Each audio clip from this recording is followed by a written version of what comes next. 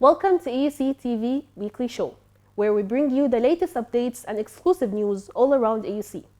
Today, we have a lineup of reports, and stay tuned for a special interview with the Vice President of the Student Union, Farida Sarhang. So remain alert and let's dive into our stories.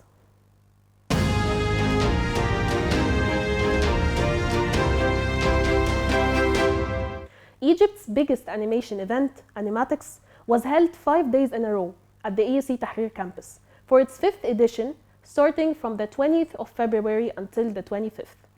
The event featured talks, workshops, screenings, and networking opportunities. For more, our reporter Riman Ashraf will walk us through a day in the event.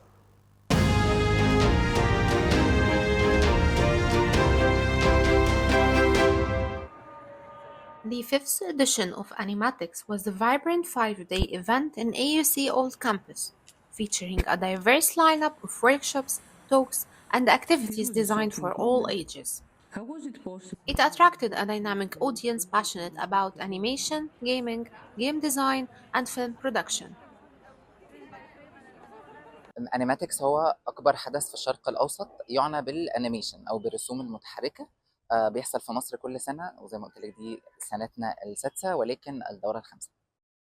حد عايز يتعلم أنيميشن، حد عنده أطفال، حد بيحب الأنيميشن، حد فان للدوبلاج، حد بس ليه علاقة بالأنيميشن من بعيد أو من قريب، definitely مكانه في أنيماتكس. The event highlighted animation filmmakers who provided insights into the animation industry in Egypt and the Middle East. Among the speakers was Dr. Jihan al-Nasser, a prominent dubbing artist who worked with Disney Arabia more than 30 years ago. The AUC Garden showcased a vibrant selection of booths from animation media companies and educational institutions, drawing in students eager to delve into this field. Among them, one booth featured AUC's new game design minor, capturing the interest of many attendees. أتمنى بس الناس تتشجع وتيجي وتجرب، وخصوصا في الجامعة الأمريكية عندنا مجال التخصص الفرعي شيء مميز جدا. حتى لو ما اشتغلش الطالب أو الطالبة في المجال دوت هيتعلم منه كتير، والمبدأ إن الواحد يخش ويتعامل مع ناس من تخصص تاني ده شيء الجامعة بتشجع له جامد. During the day, a workshop was held for kids where they learned about storytelling through drawing and painting animation characters from their own imagination. Additionally, attendees had the opportunity to step into a virtual reality room where they could watch and engage with various animation films. كانت حلوة قوي، مختلفة. أنا أول مرة أجرب VR. دخلت موفي اسمه نانا لو، لذيذ قوي، سنتمنتال قوي، وحاسة إن أنا قاعدة جوه البتاع وعندي لينا إيدين، فكان حلو قوي، كان لذيذ. A highlight of the event was a cinema-style screening in Ewart Hall, where attendees had the chance to watch exclusive animation films that have not yet been released in cinemas. This was Riman Ashraf reporting for AUCTV, Cairo.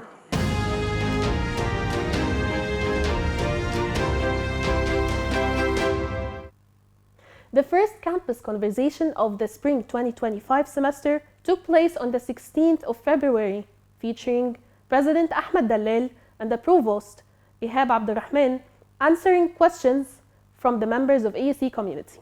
More on this with our reporter, Yasmin Nabil.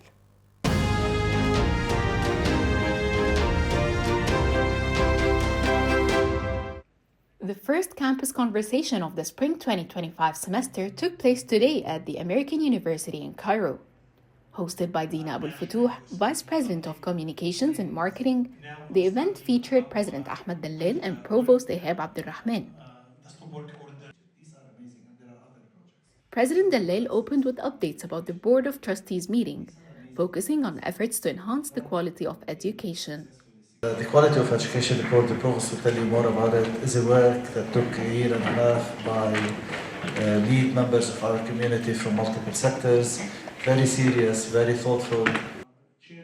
The report, built from surveys and focus groups, highlighted areas where AUC excels and areas needing improvement. Dallal also addressed financial concerns. AUC has had great success in fundraising, securing major grants, including gifts from the Sawiris family and trustee Bishoy Azmi.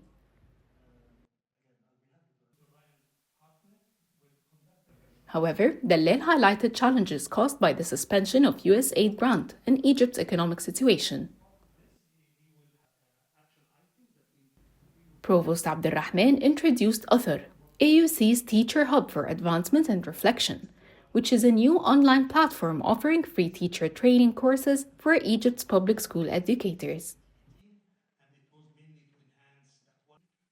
He also shared updates on AUC's re-accreditation by the Middle States, which will help students pursue education abroad. The floor was then open for questions, with Provost Abdulrahman asking President Dallal the first question, focusing on AUC's 2026 expansion plan. Economy of the country. At the same time, the university is launching a big project to build. President Dallal reassured AUC members by clarifying that the expansion plan is funded through various sources, rather than the operating budget. While there was no time for many questions, one student raised concerns about new fees for parking and purchasing caps and gowns. The provost, the dean of students, and vice president for management and operations explained that the new policies aim to reduce congestion and promote sustainability, adding that the cap and gown rental process was time-consuming, leading to the decision to sell them instead. But how did the students find this answer? Overall, regarding campus conversations, I really did not receive, to my question in specific, I did not receive a direct response.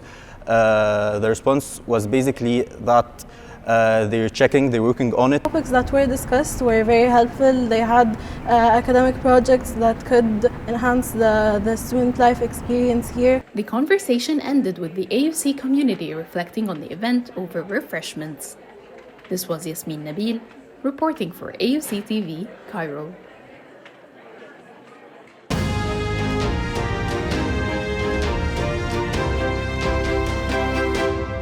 Dr. Amira Deeb, the director of the Career Development Department at the American University in Cairo, organized a career coaching day at AUC Tahrir campus, with different consultants and career coaches were there to put people on the right path.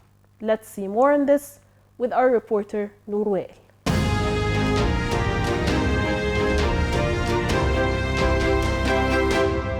Career Coaching Day was held on the 15th of February in AUC Tahrir campus.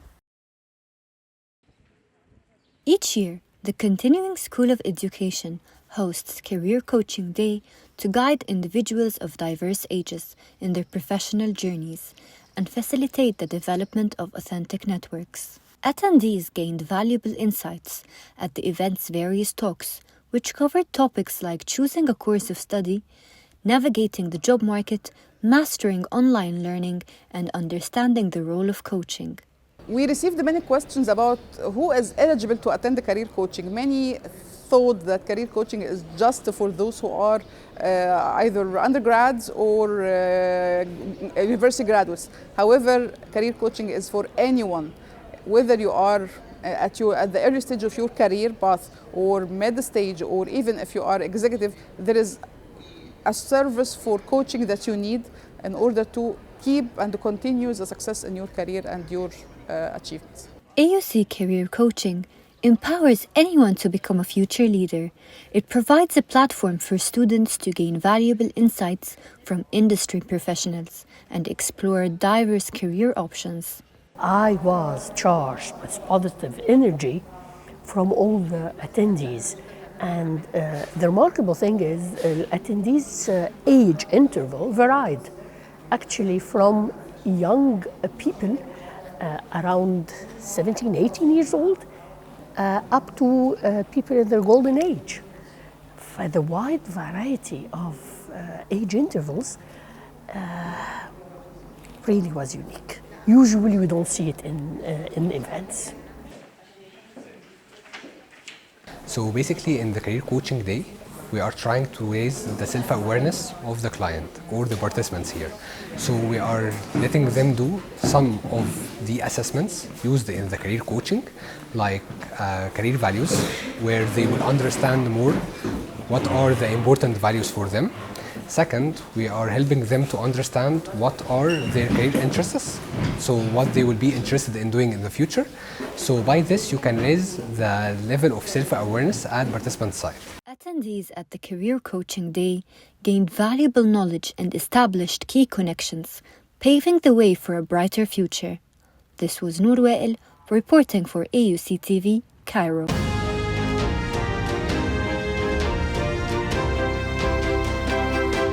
We're living in a world where likes, shares, and emojis have become the language of communication.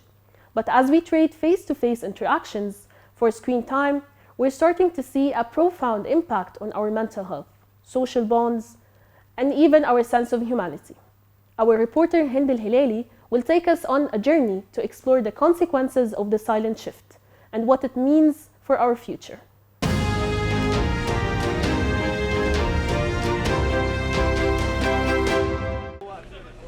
In a world wired for connection, something unexpected is happening. Conversations are growing quieter, faces hidden behind screens, voices replaced by text. I prefer chatting with the people on my phone because it's a very easy tool to use, and on chat there is no stress or expressing your feelings. Also, answering chat gives you advantage that you answer anytime you want. You doesn't have to answer immediately. Technology had made it easier to stay in touch, but also made connection harder. We are losing conversation that build trust and deepen relationship. The silent gap isn't just social. People nowadays do prefer texting. I've noticed that since when I go out with my friends, everyone's holding their phones. They even open any random social media platform, whether it's TikTok, Instagram, even Twitter. Social media gives the illusion of connection, but in reality, it can deepen feelings of isolation. We are wired to face-to-face interaction. Our brains respond to eye contact, to tone of voice, to body language. Without it, we risk losing an essential part of human connection. But if I have the freedom to choose, for example, between meeting people in real life or calling them, I would surely choose seeing them or calling them instead of texting them. The mental health consequences are real, rising anxiety, loneliness, and depression, especially among young people. I think in general, as human beings, we are born to want to communicate with people. We want attention from people, and usually we kind of get the intimacy that we want when it comes to conversations from a face-to-face interaction. I see this all the time, that they interact on chat or on social media, and they're not really interacting, they're not really emotionally invested. But when it's face-to-face, it's a lot more intimate, and it's a lot more emotional. Technology isn't the enemy. It connects us, informs us, and makes life easier. But maybe, just maybe, we have forgotten the power of a simple conversation. A pause between texts, a moment of eye contact, a shared love, without a screen in between. Hind El-Hilali, AUCTV, Cairo.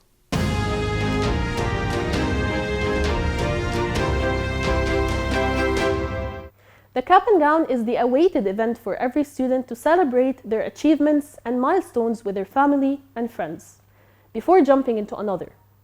On the 14th of February, the Fall 2024 Cap and Gown for mid-year students was organized by the Student Union, and our reporter Zaina Qasim will cover more on this on the following report.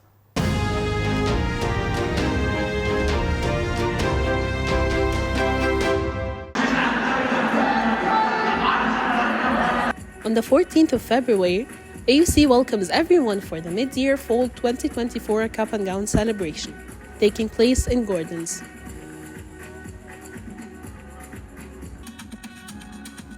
reaching to the end point of a milestone in their lives, undergraduates, soon to be graduates, cannot express their gratitude enough.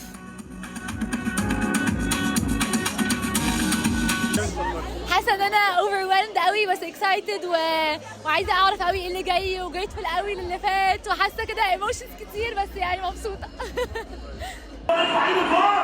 The Cap and Gown this semester was able to hold higher capacity of people with a new seating area in front of the library. The event included several segments and food venue options for students and their families, all of which were organized by the Student Union. I think our biggest challenge was making this cap and gown memorable. عشان to us, there are thousands of cap and gowns, but making sure this one was perfect in the sense of flow and everything. It took a lot of planning to ensure every single student with every single scenario and their family was taken care of. The Cap and Gown celebration is meant to uplift students' spirits by celebrating the end of a milestone and the beginning of another.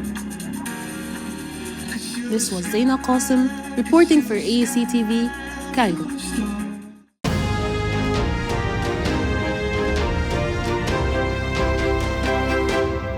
The Nile Through Swiss Eyes, or The Reflections of the Nile, an art exhibition of the Swiss artist Margot Villian, who captured the beauty of Egypt in mesmerizing photographs that will be displayed at AUC Tahrir campus from the 18th of February until the 15th of March. Our reporter Hadir Ali will take us through the exhibition through her eyes on the following report.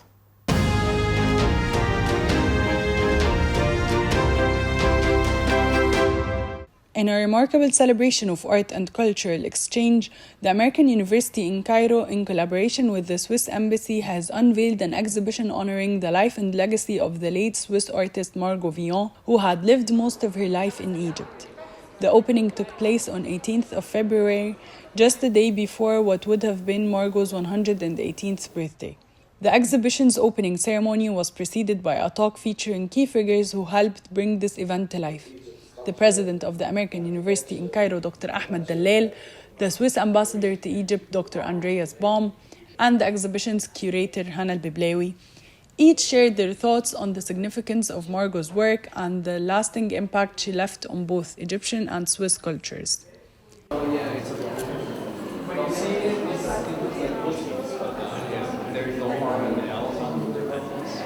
I think this exhibition is especially beautiful because it's personal. First of all, it's in the exhibition hall dedicated to Margot Villian. It was opened on her 96th birthday, and so it's the Margot Villian Hall at the AUC. And it's also different because, and also more personal, because it displays personal pieces from her home, some of her clothes, you can see her hat. Lovely building. It is amazing. And then there's the courtyard also. Held in the hall named after the late renowned artist, the exhibition titled Reflections on the Nile features an extensive collection of her iconic paintings and photographs, along with some of her personal belongings. Through these works, Margot captured the vibrant daily life of Egypt and the ever-changing landscape of the Nile River.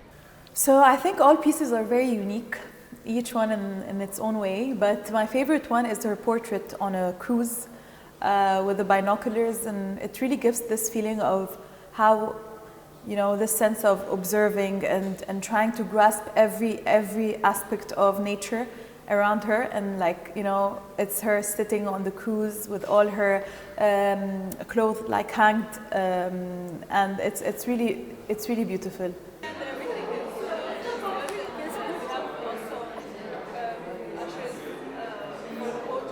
I've got a special spot in my heart for the collection of rocks that she picked up on her desert trips. I remember with my colleague Ola Saif, who's our photograph curator in the Rare Books Library. Ola and myself went to Margot Villian's home in 2011, and we went with our team of conservation experts, and we selected the most beautiful things, the most important things for the archives. The exhibition will remain open for a month, offering visitors a chance to step into Margot's world and experience her profound connection to Egypt and its people. Reflections on the Nile is an opportunity to experience the soul of Egypt through the eyes of a Swiss artist. This was Hadir Ali reporting for Kamal Adham Center, Cairo.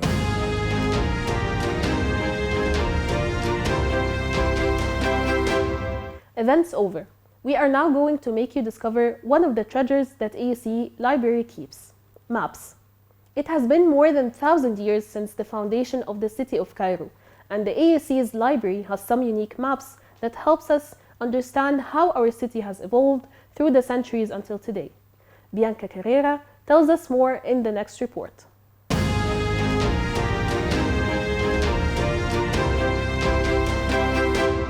Emptiness at its greatest form, with the exception of a few urban centers dating back centuries. These are the first accounts of the city of Cairo that the American University in Cairo preserves in its online record. Accounts that help us understand the changes the city has experienced more than 1,000 years of its founding. If early accounts are only kept at AUC's online record, the library preserves a large collection of unique maps, starting with Pierre Cron 1874 map. Cairo is transformed quite radically. Khadija Ismail goes to Paris, becomes familiar with Paris and its urban structure after it's revamped by Haussmann, and he decides to do something quite similar in Cairo. He's adamant to turn it into a quite European style, so instead of having small alleyways and roads that don't necessarily intersect at right angles, you suddenly have these boulevards and round squares. After Hadif Ismail's efforts and foundations, Cairo rapidly started to grow and expand in the 20th century, filling with buildings what was before agricultural land. This map is dated in 1914. First of all, the canal that used to be here branching out from the Nile towards the northeast has been filled in and replaced by Sher Abbas, which goes past the railway station here. We have a large railway terminal here in Boulaq, and indeed the entire area between Boulaq and Cairo has been filled in with buildings, so there's no green space remaining here whatsoever. In the midst of the century, parts that are now emblematic to Cairo will start to take shape. When you look at Heliopolis, even when it's being built initially, there's at least an attempt to echo either the architecture of the rest of the city or to ensure that it's going to be, something that is integrated socially.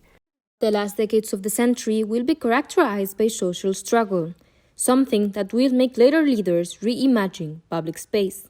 There's like the 1977, the so-called bread riots in Tahrir, and then there's the 1986 conscript uprising. And those are really the main sort of events in which you see people flooding public space in ways that are not controlled or that are not orchestrated by the regime.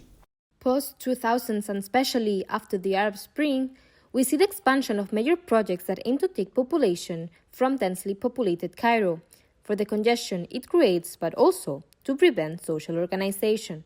Recent years, of course, have seen the adoption of particular ideas of urban development that are probably imported from elsewhere, notably the gated compound. So this idea of having a gated community, some of which are quite difficult to access, and that exercise a certain degree of control over who can go in and out. There's a difference between, reducing and regulating the use of public space and making it absolutely impossible for people to associate with each other in any way. Maps have and will continue to inform us about the historical and social circumstances of every time. Streets, buildings, tunnels, roads, gardens, all of them tell a story.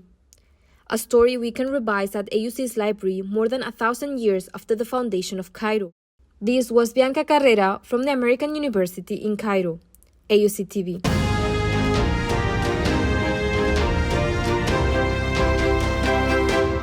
That wraps up our reports for today. Next up, we have a very special interview with the Vice President of the Student Union, Farida Sarhang, where she shares her insights regarding the semester. Stay tuned as we dive into our conversation.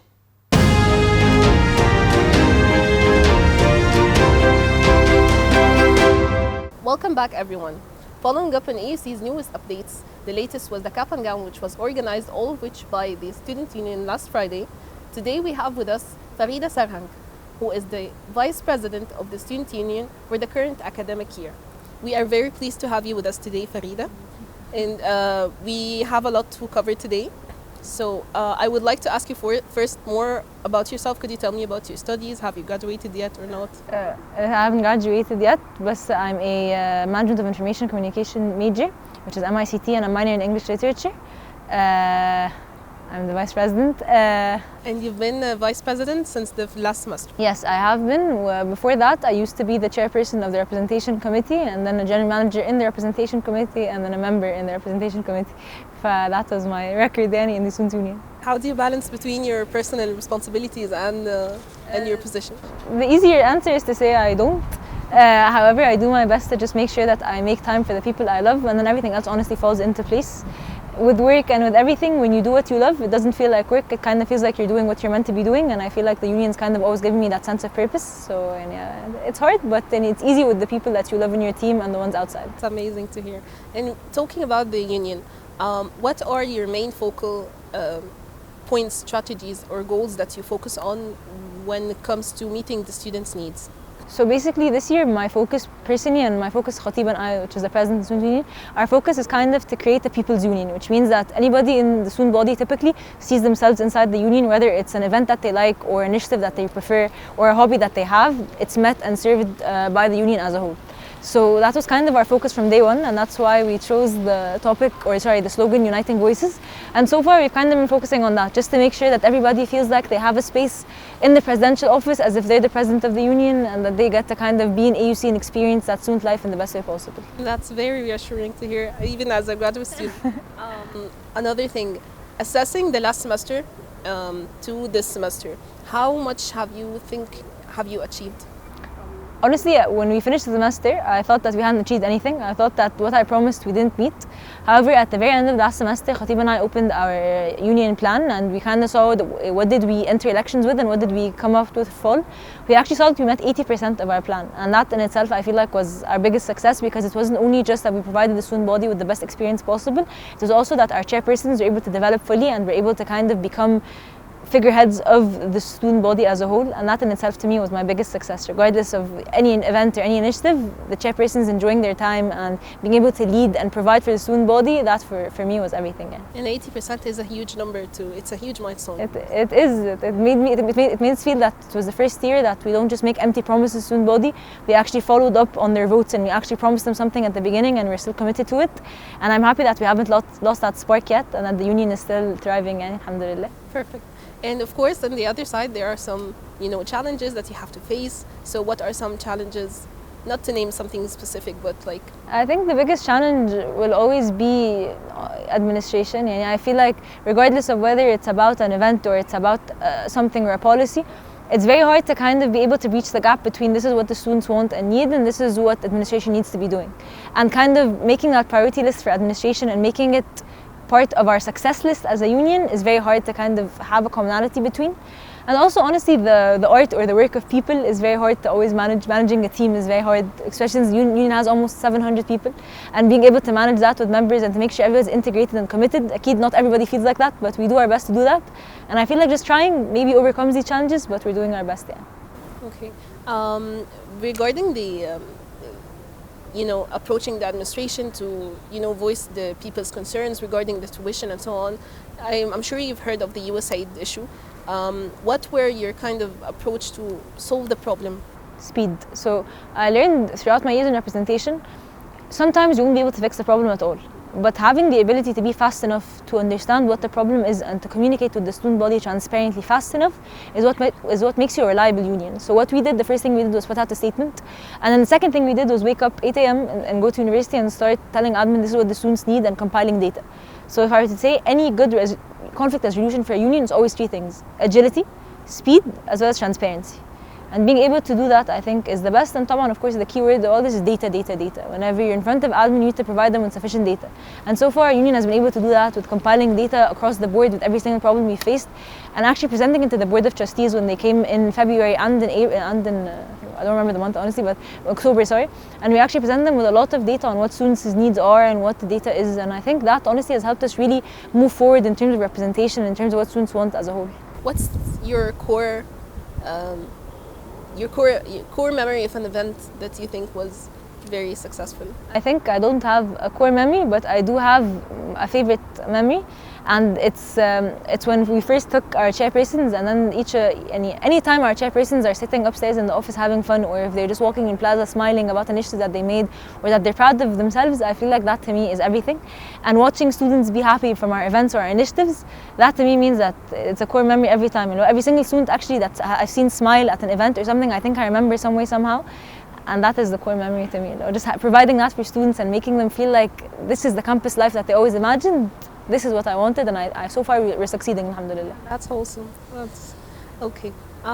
We're approaching Ramadan, as you know. So what are some plans? Is there any plans in Ramadan? So our focus this Ramadan is honestly community integration, and what that is kind of that we want to provide more suhoors or fitars or community events in that sense, to kind of be able to give students who maybe don't have the best home life or are in dorms or don't want to spend time with just their family and experience to kind of enjoy it at AUC and enjoy it with their friends. So we're planning on that, and also a very important thing we're doing is that we have an SSR campaign for Ramadan donations, and what we do is that we collect money to provide workers with food packs this year, and then if I were to say anything, it would be to donate. Our pack is for 330 EGP, and that's something that we're doing this year. But honestly, our main focus is just integrating the student body and making sure that life on Plaza doesn't die in Ramadan, because Ramadan is very wholesome, it's very beautiful, and being able to make students feel like, and it's still beautiful inside the view, not just in their houses, is our main goal. Thank you so much. The last question is, what are the upcoming plans for the semester? The upcoming plans for the semester, honestly, I can't say something specific because everything's mostly a surprise. But I would honestly say to watch out, because our chairpersons are now fully developed and each one of them has an interesting idea to kind of do, and the main focus is the student body. But I would actually propose, and if anybody has something they want to see this semester before we finish our term, to propose it to us, and we'll be sure to take that into consideration. Thank you so much, Farida. We are very pleased, and you really are making AUC proud. Everyone, we would like to end here on a very strong note with Farida Sarhang. And that was it for today. Thank you so much for watching, and see you in the upcoming episodes.